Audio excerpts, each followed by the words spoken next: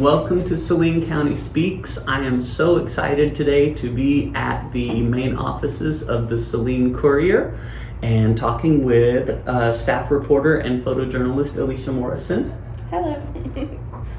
And this is a series that we started just a few weeks ago, and we're trying to get to know the people who make a difference in Saline County and just get to know them a little bit better. And certainly the number of stories. How many stories do you do a week? It depends on the week, and it depends on what's going on in the community. My goal is to have at least one story every single day. Most days I'm trying to get two, and then there's some days that I might have 3 or more stories in a day. It just depends on the day and what's going on. So you could, on a given week, have a dozen different ways that you could impact how things are received in Benton and in Saline County. I mean, that's a heck of a responsibility. Hadn't really thought of it that way, but yeah, I guess. I mean, especially in a small town. Do you think people are starting to read things with a tone of voice in their head? I think that there are people that do that, and I think there are people that don't. I think there are some people who bring their own biases into what they read, either that they read it, expecting the writer to be on their side or expecting the writer to be against them. And so sometimes they do bring those biases, and that affects how they read the way things are written. And I think every side does that. And there are words, like you mentioned before, there are words that trigger that. Alleged, this person allegedly did. Well, it's on camera, he did, but no, you can't say that. Exactly. As a journalist, even if you know something, if, for instance, like you said, if it's on camera that this person committed the crime, well, even with this evidence, we're not the court of law. They're located about a block over. It's their job to pass judgment, and so we're not going to say this person did this. We do use the word alleged. We say according to the police. A lot of things, because we're always going to go with what the police report says. When it comes to criminal stuff, because that's just not our job. We're not there to condemn the person. We're there to say, okay, this is what the police said. This is what the report was. Now, once they are convicted, we can change the language a little bit. But even if everybody knows the person did it, we're still going to use the word alleged. You have to, out of fairness, and I'm guessing out of there's a liability. Where if the newspaper doesn't use that kind of terminology and something hasn't been proven, then you can be seen as being complicit or being one-sided. Mm-hmm. Yeah, because not everybody who's ever accused of something is, just because you're accused doesn't make you guilty. Well, let's talk a little bit about your journey. I mentioned before that you spent some time at the Sentinel Record. Mm-hmm. Now, how long have you lived in Saline County? And tell me a little bit about what got you interested in journalism. Well, I've been in Saline County since about a year after I got married. So it's for about 11 years, or 11 and a half. We came to this area because my husband was actually pursuing a master's program at UCA, and he was working in Little Rock, and we didn't want to live in Little Rock. And so that's how we ended up in Saline County. So, but as for how I've always been interested in writing ever since I was a kid. I've always wanted to write. I'm that kid that, throughout high school, everybody knew, oh, Elisha's going to become a writer. She's going to become a journalist. Were you the editor of the high school paper? No, because our high school paper was, I was on the paper staff for a very short period of time, but it really wasn't, at the time I was going through, it really wasn't something that wasn't exactly preparing you for being an actual journalist. Okay. So I didn't do that very long. I chose other extracurricular activities that I felt gave me other benefits. But I was on my college paper. I actually sold the ads, and then I also wrote stories. I did that for about 3 years. And where was that? Was that also at UCA? No, Henderson State. Henderson. Oh, that's right. We talked about that. Yeah. We're both Reddies. Yeah. Yeah, no, I never went to UCA. That was just where my husband did his master's. My husband and I actually were both mass media majors at Henderson. That's how we met. Right. My focus tends to be more on what you need to know day to day in the community. You know, what's this charity doing? What's the nonprofit doing? You know, what's going on in the city? More of the day to day stuff, and not so much the, you know, the big, you know, expose. I tend to leave that to other people. I mean, not that I can't do that. I prefer the more personal, the more community stuff. That's just me.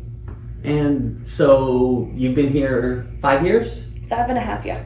What have you learned in the last 5.5 years about your community, about Saline County? Maybe something that surprised you? So much. Like, I feel like before I took this job, I was living here. I don't feel like I was as connected as I am now.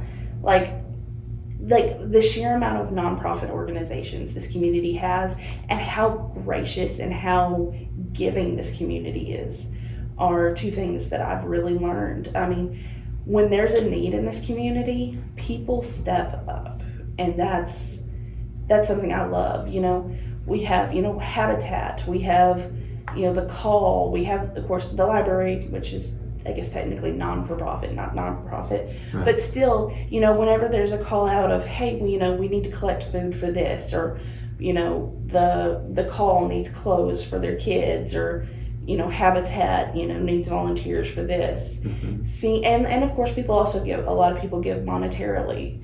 You know, seeing the way the community comes together around those in need, especially children, because a lot of the organizations around here, you know, hit on taking care of kids. I don't know, it's refreshing to see a community that seems to care about others. That actually has a sense of community. Yeah, I think that's one thing I love.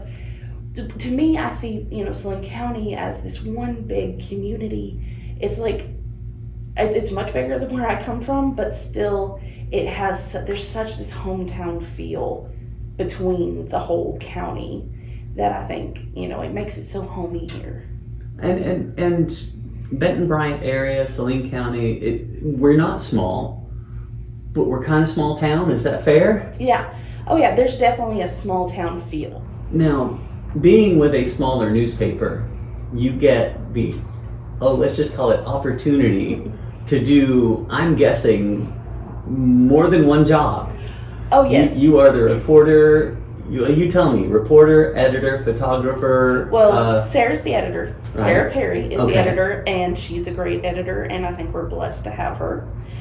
Now, I help with editing, as in, like, you know, edit stories, because we've got the 3 reporters and then the sports reporter, and so we all, you know, read each other's stuff. We all work together to put out that paper every single day. Excuse me. We all do photos. I also do obituaries. I also do the business stories.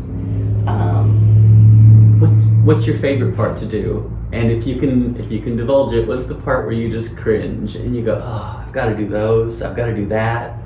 Well, I will say the part that I used to hate the most, I passed it to our newest reporter, Destin. He now has to deal with that, and that's just the typing up of the reports because, you know, we have to get the court reports and, you know, all that stuff in the paper every week. Well, which is important. It's important, and it can be interesting, but it's also very time consuming and very can we go with tedious? A little tedious, yeah. I don't want to put words in your mouth, reporter.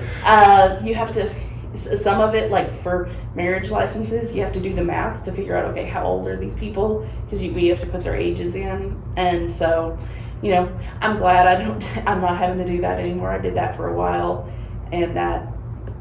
But as for, you know, going back, I love writing about, you know, nonprofits. Anything I can do to highlight our community's nonprofit organizations, that makes me happy. And those of us who read the paper on a consistent or semi-consistent basis see that. A lot of your stories are on Humane Society, or you've done a lot of stories on nonprofit and not-for-profit, and of course, we appreciate that you've been a huge supporter of the library and the library system.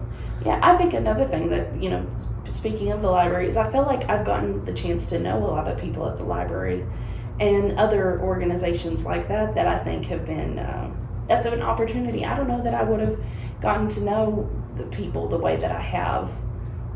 And to recognize, like you said, there is a giving spirit here. Mm-hmm. One of the people that I hope to speak with Saline County Speaks is Susie Everett. Mm-hmm. I don't want to talk to her because she's sold a ton of cars, mm-hmm. right? Or that she's been very successful in business. I want to talk to her about the number of times that you see an event mm-hmm. in Saline County sponsored by Everett. It's just everywhere. Mm-hmm. And she's everywhere. And you see that with a lot of people who are successful in Saline County. They want to give back. Mm-hmm. Susie is somebody that I admire a lot, and I've had the great opportunity to, sit down and talk to her, about so many different things. And that's one thing that with her comes across is her giving spirit. And, she sees, I think she really sees her blessing as a chance to bless others. I mean, that's what she's communicated to me. Been a few things going on at the Courier lately. Yes, quite a few. There's a lot of transition going on right now. Of course, we have our new publisher, Miss Rhonda Overby. She's pretty new to the position. Making a few changes. She wants to. I'm sorry. She wants to, she wants more stories, and we've talked about different types of stories she wants to see. But even before Rhonda took over from our headquarters, our owners came down that they are going to be moving from having papers delivered by carriers to delivery through the mail. So that means we'll print the papers and then they'll get taken to the post office. And so, for instance, you will get Tuesday's paper on Tuesday, because I know that's one of the biggest worries. People are worried they're going to get their paper on a different day. The way it's set up, you are going to get your paper on the day that it's supposed to. The other big thing is because, there's not mail delivery on Sundays. So we are combining Saturday and Sunday into what we're calling the weekend edition. That's going to be a larger edition. There's going to be some very interesting things in that. And that will also be mailed out? Yes. Okay, so there is not going to be a contractor carrier force for the Courier? Yeah. But that weekend edition I think is going to be interesting. We're going to have, there's a lot we're going to have in there. I know there's some columns that are being added by people around the community. I don't want to say who yet, because I have had them tell me that they're excited about writing, but I don't know if we've got finalization on that. But it's going to be some of the leaders of the community are planning on writing like a monthly column, that it'll alternate each week. It'll be a different writer. I know we're going to be some interesting photos that are going to go in, stuff like that.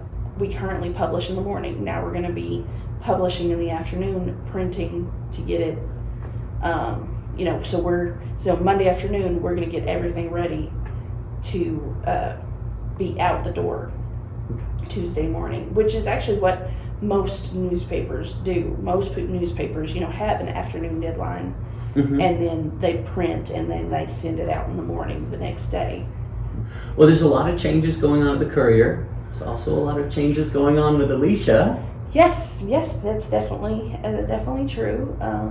Like I said, I don't know when you're actually planning on writing this, but I'm a few weeks out from having my second child, so congratulations. Going to be not as in the community for the last 2 months of the year while I'm on maternity leave, but the plan is to be back, when the new year starts, hit the ground running and be back to it, back out in the community, back doing the stories, so, that's going to leave Sarah and Dustin to pick up the slack while I'm gone. But I have full faith in them, so I'm not worried about that. Very good. Okay, well, while I've got you on camera, I'm going to make you promise that you will bring your baby to the library. Well, of course. And show us all and show off your new child. Well, I bring my 6-year-old to the library all the time, so. Right. We'll look forward to seeing you then. Thank you so much for sitting down and talking with us. I've really enjoyed it. What's the best way if somebody has a story idea or something that they see, something newsworthy happens and they catch a picture of it? What's the best way to contact you or the other two? Well, we have our general news email. That way, our editor, Sarah, gets it, because, really, it's always best for Sarah to see it first. Okay. So, because then she can get it out to say, because I tend to cover more Bryant, Destin tends to cover more Benton. So if it goes to Sarah, she can go, okay, this is who it goes to. She has an overview. Uh-huh. And what is that email? It's news, News, at bentoncourier.com. Okay. So that's always given to me. Just shoot an email, attach anything that you need to, and and always include your contact information so that we can always get back to you and give you a call and say, okay, can we get a few more details about this, or this is a great story, can you tell me a little bit more about who we should contact for that? Okay. Well, thanks for everything that you do for Saline County and for the Saline County communities. We appreciate you. Well, we appreciate you as well. Hi, thanks for watching the interview with Elisha. I wanted to take an opportunity to congratulate both she and Dylan on the birth of their baby girl, Evangeline Diana, who was born at 10/25 on 10/25. Congratulations to you both.